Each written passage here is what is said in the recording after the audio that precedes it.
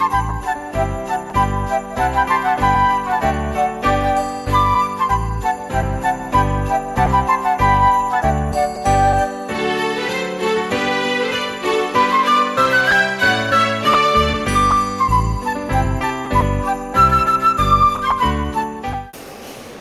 dieną. Šiandien laidoje su jumis reporteris Robertas Bernotas. Klausinėsime žmonių, ką jie žino apie Kalėdas. Ausis kažkaip atliepa. Gali aiškinėtis blizgančiai. Pala, aš turiu pažiūrėti. Aiškina, kad tai. Kokia jis yra gavęs blogiausią arba geriausią dovaną per Kalėdas? Esu gavęs tik blogiausią pižamą. Jeigu aš būčiau gavęs pižamą, aš irgi būčiau nusivylęs. Palauk, to aš sugalvosiu. Kokios... Vietos.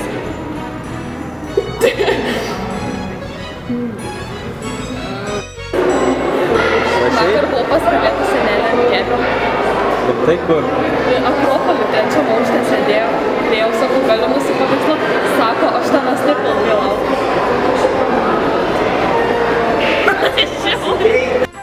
Ką Kalėdų senelis palieka blogiems vaikams? Anglis. Taip, Dominika labai gerai žino, nes jai visais metais paliko tik anglis. Ne, vienais metais iš vis reikėjo. Ką padaryti tais metais? Ne, žinojau, viskas aptulėlė. Tu baig. Išjungta. Nu ne.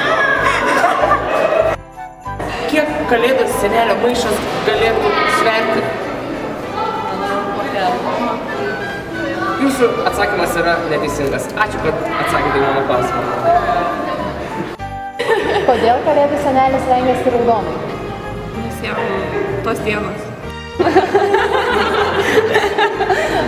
Kiekviena moteris tai žino.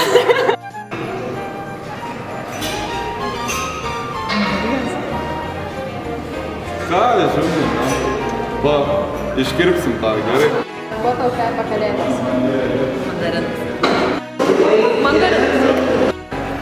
Mandarinais. Kiek tau buvo metų, kai sužinojai, kad nėra Kalėdų senelio? Kalėdų senelio nėra?